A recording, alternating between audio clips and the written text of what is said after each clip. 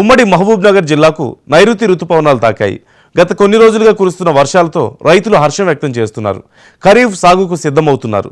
ఎగువన కురుస్తున్న వర్షాలతో జూరాలకు జలకళ వచ్చింది. నకిలీ విత్తనాల విక్రయంపై అధికారులు ఉక్కుపాదం మోపుతున్నారు. పాలమూరుకు ప్రభుత్వం ఐఐటి మంజూరు చేసింది. ఎస్ఎల్టీసీ రెస్క్యూ ఆపరేషన్ ఆగిపోయింది. ఇలాంటి అంశాలతో మహబూబ్నగర్ వీకెండ్ రిపోర్ట్ను మా ప్రతినిధి గురుప్రసాద్ అందిస్తారు.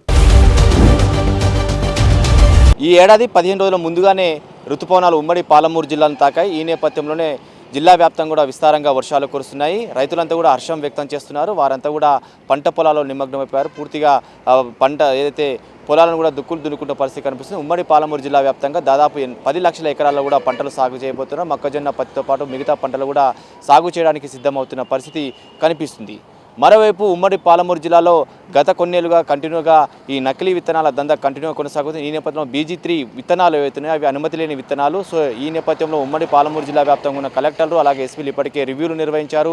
కింది స్థాయి అధికారులు కూడా ఆదేశాలు జారీ చేశారు. వ్యవసాయ శాఖ అలాగే పోలీస్ శాఖ సంయుక్తంగా కూడా ఎక్కడైతే నకిలీ విత్తనాలు విక్రయిస్తున్నారో అక్కడ మాత్రం దాడులు నిర్వహిస్తున్నారు. ఇప్పటికే కొన్ని చోట్ల కూడా నకిలీ విత్తనాలు విక్రయిస్తున్న వారిపై కూడా చట్టపరమైన చర్యలు తీసుకుంటున్నారు. అలాగే PD యాక్ట్ కేసులు నమోదు చేస్తామని చెప్తున్నారు. రైతులంతా కూడా అప్రమత్తంగా ఉండాలి. పూర్తిగా ప్రభుత్వం గుర్తించిన విత్తనాలనే కొనుగోలు చేయాలని చెప్పేసి కూడా ఇప్పటికే వ్యవసాయ శాఖ అధికారులు పోలీసులు కూడా సూచిస్తున్న పరిస్థితి కనిపిస్తుంది. ఎవరు కూడా ఆందోళన చెందాల్సిన అవసరం లేదు. ఎక్కడైతే నకిలీ విత్తనాలు కూడా నాసిరకంగా ఉంటాయో వాటిని వెంబడే ఖచ్చితంగా వ్యవసాయ శాఖ అధికారులకు అలాగే పోలీసులకు కూడా సమాచారం ఇవ్వాలని చెప్పేసి కూడా వారు సూచించిన సిచ్యువేషన్ కనిపిస్తుంది.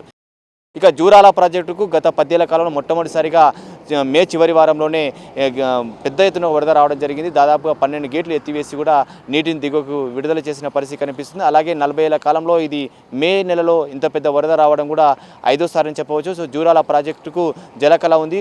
ఉమ్మడి పాలమూరు జిల్లా వ్యాప్తం కావచ్చు, అలాగే కృష్ణానది పరివాహక ప్రాంతంలో కురుస్తున్న వర్షాలతో పాటు అలాగే కర్ణాటక, మహారాష్ట్రలో కురుస్తున్న వర్షాలతో ఒక్కసారిగా కృష్ణమ్మ పరవలు తొక్కుతూ ముందుకు వెళ్తున్న పరిస్థితి కనిపిస్తుంది. 24 గంటల్లోనే పెద్ద ఎత్తున వరద రావడంతో నిండుకుండలా మారిపోవడంతో జూరాల ప్రాజెక్టు 12 గేట్లు ఎత్తివేసి దిగువకు నీటిని రిలీజ్ చేశారు అధికారులు.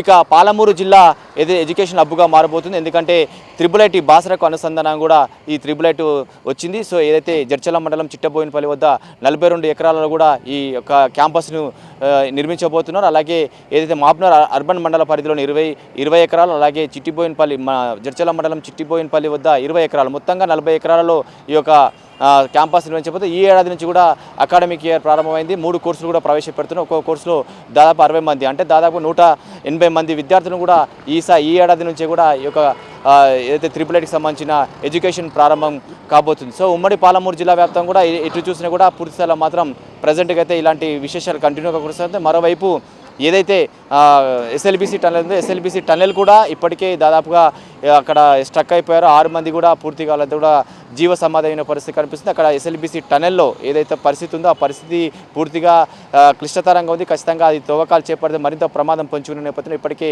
SLBC తవ్వకాలు కూడా అలాగే రెస్క్యూ ఆపరేషన్ కూడా ఆఫ్ చేసిన పరిస్థితి కనిపిస్తుంది. నిపుణుల కమిటీ ఆధారంగానే ఎలా ముందుకెళ్లాలని కూడా ప్రభుత్వం నిర్ణయించింది. ఏది ఏమైనా ఈ వారం రోజుల కాలంలో ఉమ్మడి పాలమూరు జరిగిన ఈ విశేషాలు ఉన్నాయి. కెమెరామెన్ కిరణ్తో గురుప్రసాద్, మహాన్యూస్, మహబూబ్నగర్.